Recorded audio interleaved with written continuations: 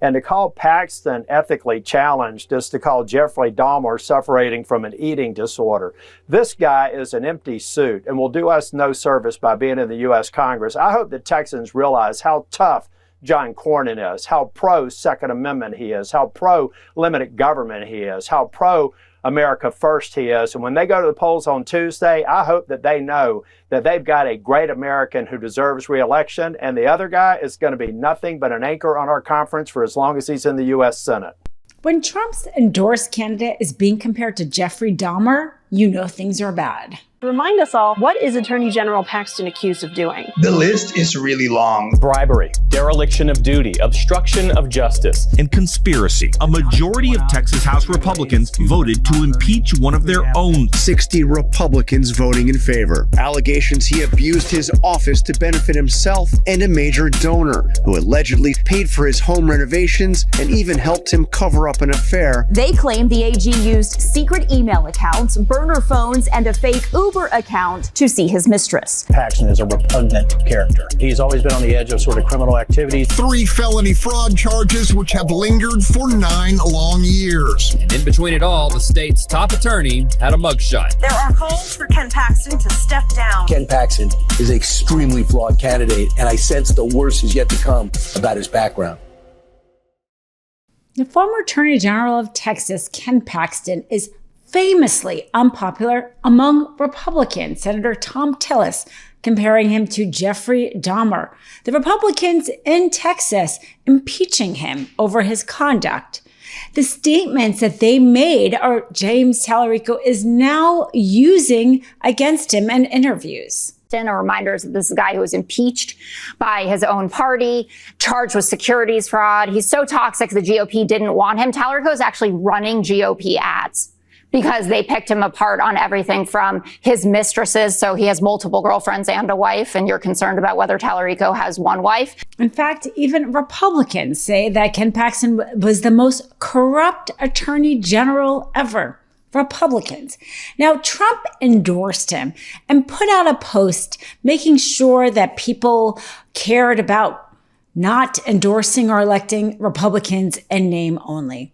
Essentially trying to say that incumbent John Cornyn was a Republican in name only, despite the fact that he was a real Trump and Republican loyalist and voted with him. The fact that a sitting president went against an incumbent senator of his own party is unprecedented. In fact, Democrats cheered because Ken Paxton is going to be a lot easier for James Talarico to beat because of his baggage, because of the lies of what he did with his family, what he did with as Attorney General, with him reducing the sentence for a pedophile. Ken Paxton is very unpopular, so much so that James Talarico raised $3 million in just the 24 hours after Ken Paxton won the GOP runoff. He told a lot of lies. As his wife now knows, he lied a lot. He's quite corrupt, quite corrupt.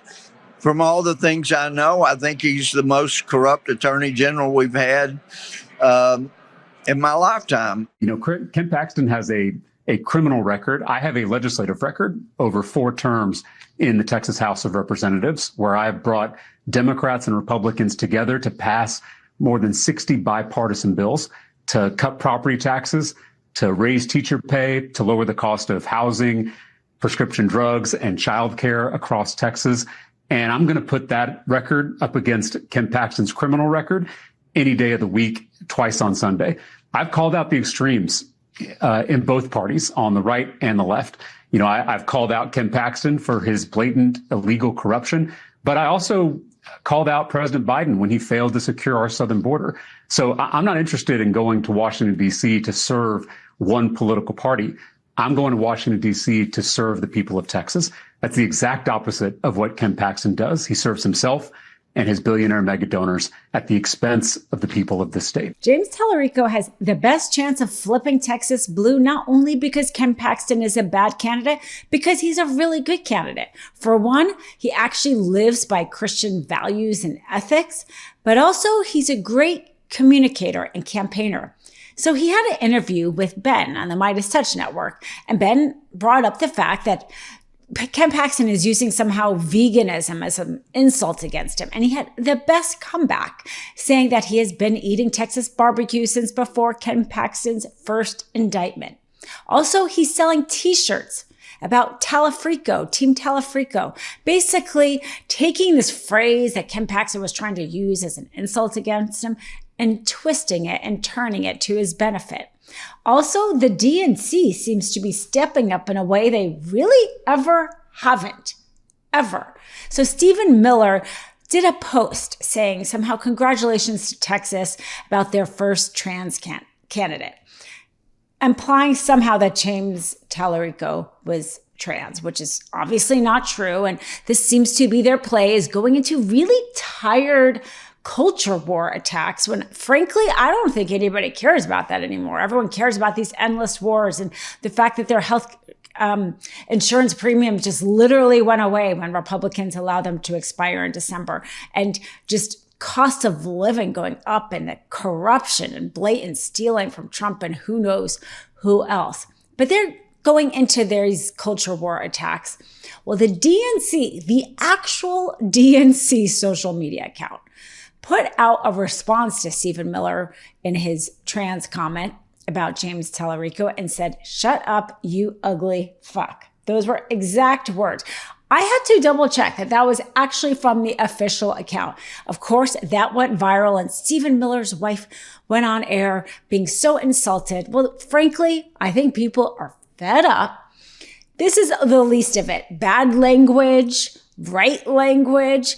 We are well past that. When we see Trump knocking down the White House, putting his name on a $250 bill, suing the American taxpayer for $10 billion, getting this slush fund, the least we could be doing is responding in kind when they use totally wrong language meant to offend. Your husband came under attack today when he said, like, the Democrats are, perhaps going to nominate their first transgender Senate candidate, talking about Talarico.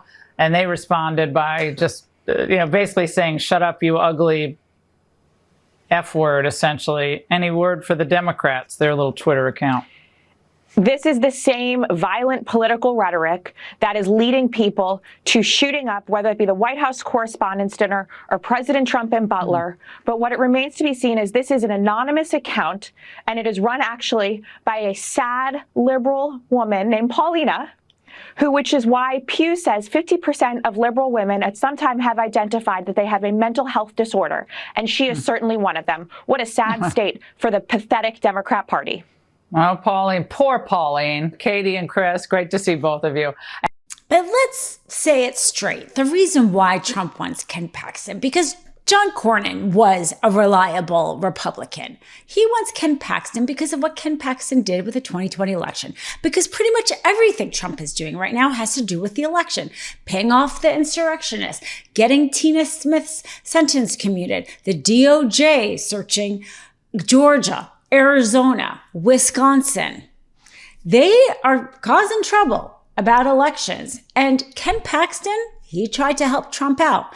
As the Texas Attorney General, he tried to get a recount in swing states like Michigan and Pennsylvania, saying that their laws having to do with mail-in ballots, because a lot of the laws were changed around the pandemic, were illegal. And he tried to get the Supreme Court to allow him, as a Texas Attorney General, to decide how these swing states were going to run their elections. That's the absurdity of it. He was trying to have Texas decide how Michigan or how Pennsylvania was going to run their elections. Of course, the Supreme Court, as much as they wanted to do Trump's bidding, that was even a stretch too far, and they just dismissed it outright. But Trump, he was paying attention. He knows how far Ken Paxton is willing to go to help this lie about the 2020 election, or help whatever lie they plan on having come the midterms or come 2028. Make no mistake about it. He endorsed Ken Paxton not because he wanted somebody who was not just Republican in name only. He wanted the best election denier he could get. Thanks for watching. Be sure to add the MeidasTouch podcast on Apple Podcasts, Spotify, or wherever you get your podcasts for new updates every single day.